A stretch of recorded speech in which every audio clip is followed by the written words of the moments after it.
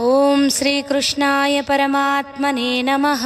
అథ ప్రథమోऽధ్యాయః అర్జున విషాద యోగః.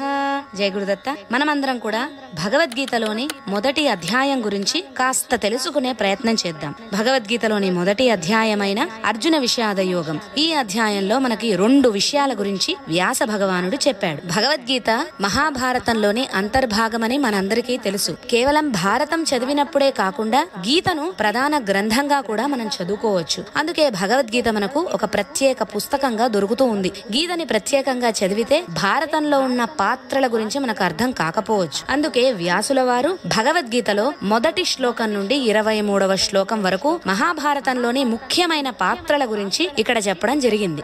24వ శ్లోకం నుండి అర్జునుడికి విషాదం ఎందుకు కలిగింది అనే విషయాన్ని వివరించాడు. ఇప్పుడు మొదటి భాగం గురించి తెలుసుకుందాం. మొదటి శ్లోకంలో ధృతరాష్ట్రుడు సంజయుణ్ణి అడుగుతున్నట్టుంది. ధర్మక్షేత్రమైన కురుక్షేత్రంలో యుద్ధం చేయడానికి కోరిక కలిగిన నావాళ్లు పాండురాజు కుమారులు ఏమి చేశారు అని అడిగాడు. ఈ శ్లోకంలో ఒక యుద్ధం జరుగుతుందని, ఆ యుద్ధం కురుభూములలో జరుగుతుందని, ఆ కురుభూములు ధర్మం వెల్లివిరిసే క్షేత్రాలని, ఇప్పుడు యుద్ధ క్షేత్రం అయ్యిందని, ఆ యుద్ధంలో ధృతరాష్ట్రుడి సంగతి, పాండురాజు సంగతి, యుద్ధానికి సన్నద్ధమైన వారి సంగతి అన్ని తెలియజేశాడు వ్యాసుల వారు. 2వ శ్లోకంలో దుర్యోధనుడు అనే రాజు ఆయన గురువైన ద్రోణాచార్యుడి దగ్గరికి వెళ్లి పాండవ సైన్యం ఎదురుగా మోహరించి ఉందని తెలియజేశాడు. 3వ శ్లోకంలో పాండవ సైన్యానికి ద్రుపద కుమారుడు దృష్టద్యుమ్నుడు అనే సైన్యాధిపతి ఉన్నాడని, ఆ ద్రుపదుని కుమారుడు ద్రోణాచార్యుడి యొక్క శిష్యుడని వ్యాసుల వారు తెలియజేశారు. అంటే అన్నదమ్ములే కాకుండా గురు శిష్యులు కూడా ఎదురెదురుగా యుద్ధం చేయడానికి నిలబడ్డారని తెలుస్తూ ఉంది. 4వ శ్లోకం నుండి 6వ శ్లోకం వరకు పాండవ పక్షంలో ఉన్న వీరుల పరిచయం చేశారు వ్యాసుల వారు. భీముడు, అర్జునుడు, యుయుధానుడు, విరాటుడు, ద్రుపదుడు మొదలగు మహారథులు,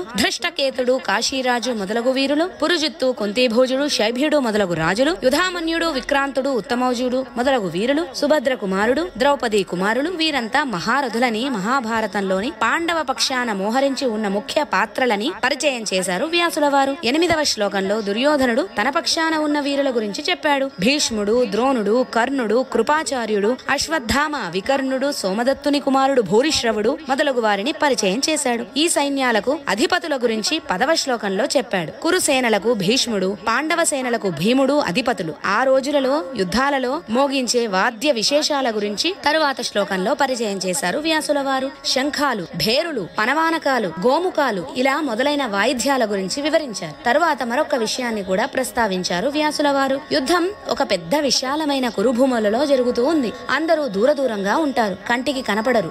ఎవరు ఎక్కడ ఉన్నది తెలుసుకోవడానికి యుద్ధంలో ఉపయోగించే పరికరమే శంఖం. ఒక్కొక్కరి శంఖం ఒక్కొక్క విధమైన శబ్దం వెలువరిస్తుంది. పైగా శంఖం ఊదే వైఖరి, ఆగి ఆగి ఊదడం, సాఫీగా ఊదడం, ఉధృతంగా ఊదడం ద్వారా అక్కడ ఏం జరుగుతుంది అనే విషయం తన వాళ్ళకి తెలియజేయొచ్చు. అందుకనే ఒక్కొక్క వీరుడికి ఒక్కొక్క విధమైన శంఖం, దానికో పేరు ఉన్నాయి. ఋషికేశుడైన కృష్ణుడికి పాంచజన్యం, ధనుంజయుడైన అర్జునుడికి దేవదత్తం, వృకోదరుడైన భీముడికి పౌండ్రం, యుధిష్ఠరుడికి అనంత విజయం, నకులుడికి సుఘోషం, సహదేవుడికి మణిపుష్పకమనే శంఖాలు ఉన్నాయి అని వివరించాడు వ్యాసుల వారు. 21వ శ్లోకంలో అర్జునుడు కృష్ణుడితో, కృష్ణ, నా రథం ఉభయ సేనల మధ్య నిలుపు అని ఆజ్ఞాపించాడు. దీనిని బట్టి అర్జునుడికి రథసారథి కృష్ణుడు అని వ్యాసుల వారు తెలియజేశారు. 23వ శ్లోకంలో దుర్యోధనుడు దుర్బుద్ధితో ఈ యుద్ధానికి తలపడ్డాడు అని తెలియజేశారు వ్యాసుల వారు. ఇప్పటికీ యుద్ధం సీన్ వివరించడం పూర్తయింది. ఇంకా అర్జునుడికి విషాదం ఎందుకు కలిగింది అనే విషయాన్ని తర్వాత శ్లోకాలలో వివరించారు వ్యాసుల వారు. ఒక మానవుడికి విషాదం కలగడానికి 3 కారణాలండి.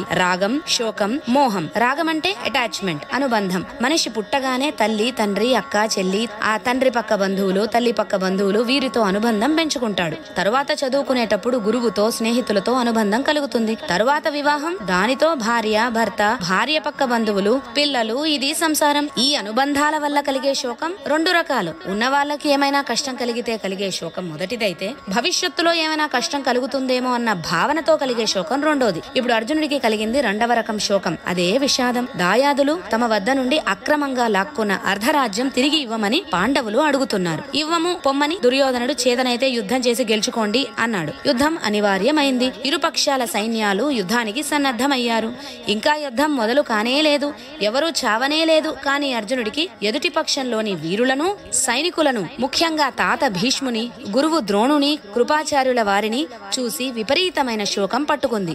నేను యుద్ధం చేస్తే నా చేతుల్లో వీళ్ళంతా చస్తే వీళ్ళ గతేమిటి? ఇరుపక్షాల సైన్యంలో ఉన్న మగవాళ్ళందరూ చస్తే వాళ్ళ భార్యలు ఏమవుతారు? వాళ్ళు చెడు తిరుగుళ్ళు తిరిగితే ఆ చెడు తిరుగుళ్ల వల్ల వారికి అక్రమ సంతానం కలిగితే వర్ణ సంకరం అవుతుంది.